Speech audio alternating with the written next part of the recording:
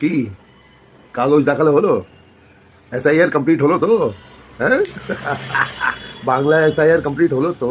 হ্যাঁ, সবাই কাগজ দেখিয়েছে তো? হ্যাঁ, শুধু শুধু ঝুট ঝামেলা।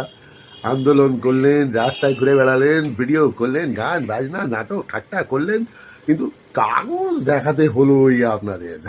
ফর্ম ফিল আপ করতেই হলো। সাংবিধানিক সাংবিধানিক এই ক্রিয়াগুলোকে মানতে হয়। ডেমোক্রেসি আছে, ডেমোক্রেসি। শুধু আন্দোলন ফোকটে করলে হয় না। হ্যাঁ, 2-4 টাকার লালসায় শুধু শুধু আন্দোলন করেন, প্রোটেস্ট করেন। কাগজ দেখাবো না। কাগজ দেখাতে হলো তো? সবাই দেখালেন। নিজের বউয়ের বাচ্চার, সবার বাবা দাদু সবার কাগজ দেখাতে হলো। তাই তো? দেখো, এই জন্য বলি, শিক্ষা দরকার। শিক্ষিত হ। শুধু গাধামি, বোকামি, বাঁদরামি, কেউটামি করলে আর হবে না, বুঝলে? মানুষের মতো মানুষ হও। দেশবাসী, জনগণ, আইন, সংবিধান নিয়ে চলো, ঠিক আছে?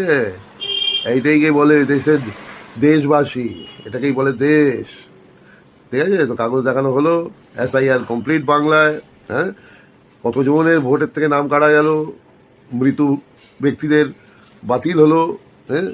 অর্ধেকের বেশি যারা আমাদের দেশের লোক ছিল না তারা পালালো। কিছু লোকেদের আবার শোধরাতে হবে অনেক কিছু। এটাই তো দরকার। এটা তো অন্যায় কি? এটাই তো ভালো জিনিস। ভালো জিনিসকে সাপোর্ট করার জন্য চেষ্টা করুন। শুধুমাত্র আপনি বিরোধী পক্ষ বলে বিরোধী করবেন, হ্যাঁ, কেমন যেন একটা গাঁওয়ার গাঁওয়ার ব্যাপার না? এই গাঁওয়ার গাঁওয়ার ব্যাপারটা কেন বেকার বেকার এগুলো করেন? তাহলে এসআইআর হলো, এবার সবার কাগজপত্র ভালোভাবে হয়ে গেছে। এবার ভালোভাবে সুস্থভাবে থাকুন, জীবনযাপন করুন, আগামী প্রজন্মকে আরও পাওয়ারফুল করে তুলুন, দেশকে স্ট্রং করুন, ঠিক আছে? তাহলে ভালোভাবে ভোট দেবো, আগামী বছর। ঠিক আছে।